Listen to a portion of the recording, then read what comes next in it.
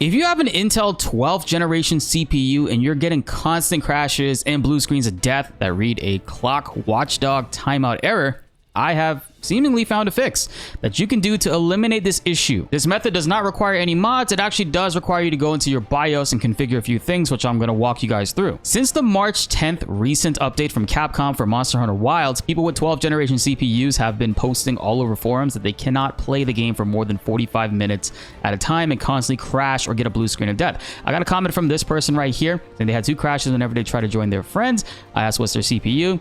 i7 12700K. That's the same exact processor that I have, and I'm getting these crashes as well. I checked out a bunch of forums all over Reddit.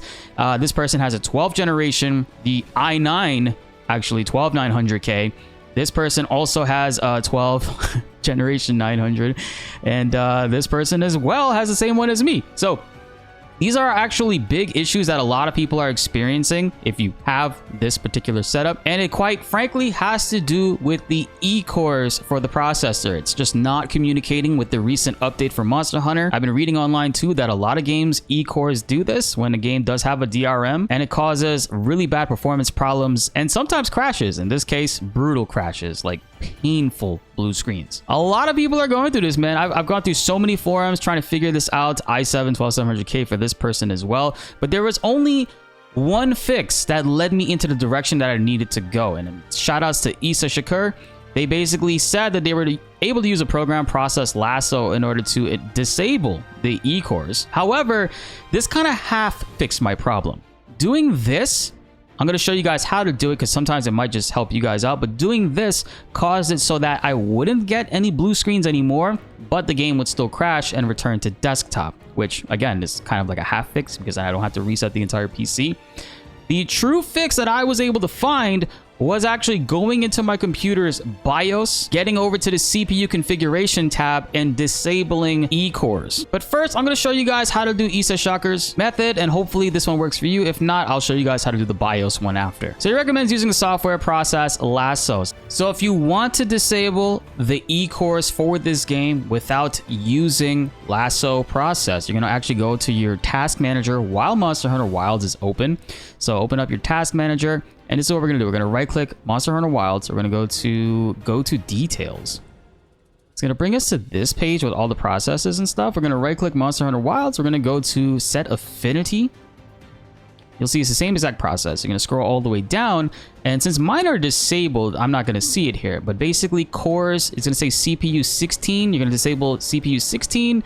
17, 18, 19, and 20. Completely disable them, then hit OK. It's going to save, so this way you don't have to deal with that. But that's the other way to do it if you don't want to download Process Lasso. You can completely do it through the task manager bar. And I'll go ahead and I'll link it here. It is a totally free program, but it does have a paid version if you want to support the devs. But go ahead and download the free one, install it on your C drive, and now we're going to open it up. So now when you open up Process Lasso, it's going to look like this. It's essentially a extended version of Task Manager to show you more details of your programs running in the background. But what you need to do is open this up, go to View, click Always on Top. This will keep this as an open window always on top. So what we're going to do is now boot up Monster Hunter Wilds, and you'll see it's going to boot up the game, but keep Process Lasso over above it. So we got Monster Hunter booted up. I have Process Lasso open up on the right. Let's actually go back to the browser and see what else it says. So now the game is running. Switch back to Process Lasso. Third, from the Active Processes tab, right click Monster Hunter Wilds and then choose CPU Affinity to always and select CPU Affinity. So Active Processes, we clicked right here. Let's scroll down to Monster Hunter Wilds as it accumulates all the other programs we have running. So right click Monster Hunter. We're going to go to CPU Affinity, always, and select CPU Affinity. Now a new window is going to be opening up here. Now while this is open, we're going to click on P-cores, then hit OK. And to save this, we're going to go to Config Profile in File. We're going to go to Create Config Profile, use current settings as this profile, and I'm going to just name it Monster Hunter Wilds. And hit OK. Now the last step is to play Monster Hunter Wilds a continuous amount of time to see if it'll crash. For me, it's usually crashing after 35 to 45 minutes, maybe an hour sometimes. And you can save the configuration so you don't have to do this every time, and this will just run in the background for you guys. You're gonna click the disable always on top, and at the bottom of our task options on the bottom right, you can see Project Lasso. Process Lasso is still running. It seems like it definitely did something to my PlayStation controller, because after I went back into the game. I couldn't control the game. I had to switch USB ports. I just moved it one port over, and that seemingly has worked. So now we're going to play through the game and see just if any crashes happen whatsoever. In this footage here, after I did a hunt, it's probably been about an hour or so, and I was trying to go back to the hub. You'll see on the bottom right, the save logo actually froze there, and I realized that, and well, yeah.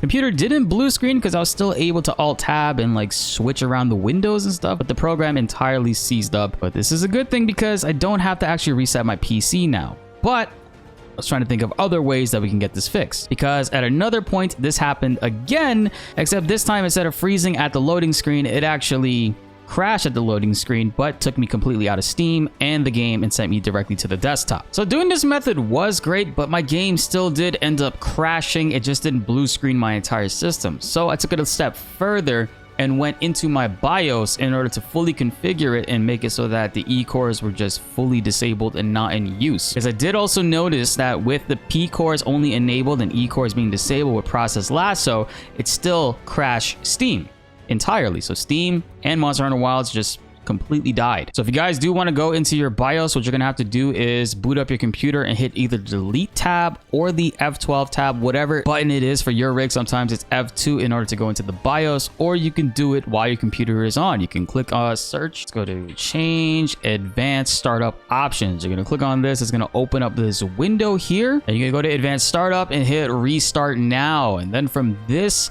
option, go ahead and do that. Now at this menu here, you're going to hit delete to enter your BIOS, or F2, which is for my PC.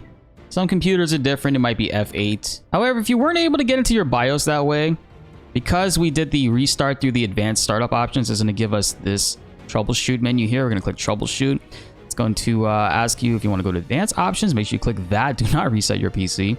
And then you're going to go over to this UEFI firmware settings. This lets you actually go directly into the BIOS. So you're going to click on this and hit restart. The computer is going to restart, but it should take you directly into the BIOS without you having to press the delete key, the F2 key, or whatever it may be. Sometimes some computers boot up too quick to the point where you can't even select the option in order to go into the BIOS. So doing this is a good workaround in order to get it to come up. And there you go. Now I'm inside of my BIOS. Now for me, this is what my settings looks like. I have an Asus motherboard, so what we're going to do is we're going to go to advanced mode on the bottom right. I'm going to go into the advanced tab on this new window. I'm going to go to CPU configuration. I'm going to scroll down. We're going to go all the way down to here where it says active performance cores. These are your P cores. You want to keep these enabled. And then the active efficient cores is also going to be by default set to all for you. What you're going to want to do is change this to 0. So this way it'll disable the E-cores, which is what's causing this issue. Now all you got to do is go to exit. After you change that, you're going to go into exit. You're going to save your settings and reset. And for you guys, it's going to say you made a change. It's going to say you changed it from all to 0. For me, it doesn't say that because I already did it. And you're going to hit OK. And now your game should boot up and you might be good to go. If this stuff helped you guys out, please comment down below. And also consider subscribing and help raising that 38% even higher. These last 4 days have been extremely frustrating, man. Just trying out so many different things to no success at all. A lot of people were saying it's a PlayStation 5 controller issue, which I tried out as well. I've always been playing with a PlayStation 5 controller, so a lot of people said switching to a wired connection with it helped. I've always been wired, so that wasn't the case. I switched to a Bluetooth connection. That also didn't help at all. It completely still crashed. I even went as far as to go into Steam, right-click Monster Hunter Wilds, go to Properties, Controller, and by default, it actually was set to enable Steam input for me, which looks like this. But then I changed it to use default settings, which, by the way, if you're using a PS5 controller, I highly recommend you use default settings. For whatever reason, when you have it set to this, it makes it so that the PlayStation's like DualSense haptics feedback actually functions the same way it does on PlayStation 5, but on PC, which feels pretty good in certain moments of the game. It kind of does the whole DualSense gimmick of vibrations creating a wavelength and feeling different than the regular ones. For some reason, enable Steam input gets rid of that, but default settings makes that happen. I've never actually felt that on a PlayStation 5 controller on a PC game, so it's pretty interesting to see that actually works that way. So let me know if you guys enjoyed that. Guys, this is extremely frustrating. I have over 100 hours of Monster Hunter Wilds on Steam, and I also have 42 2 hours right now on PlayStation 5, so almost 150 hours in this game. I finally got to some really solid endgame stuff, started to use the charge blade, I've been configuring builds and whatnot, and pretty much mastered Gunlands. And all I wanted to do was just min-max my build, but this week it's been kind of impossible to do it with all these troubleshootings that I've had to do. This week I didn't even upload a video just because I've been so burned by this, and it's extremely frustrating. I reached out to Capcom about this, and they essentially sent me a support ticket to tell them what my exact specs are and what the issue it is that I'm running into. And while I did fill that out, and I also contacted some other people at Capcom to see if we can get this issue addressed directly, they straight up said that, hey, they're going to try to escalate it, but the most that we can do is you can fill out this support form, which I appreciate. I'm happy that there's at least something that some people can do. But again, your boy had to go ahead and fix another thing. I just want to play the game, man. I just want to enjoy the game. The game, hella unoptimized and very ugly at times where mods are needed in order to get proper performance.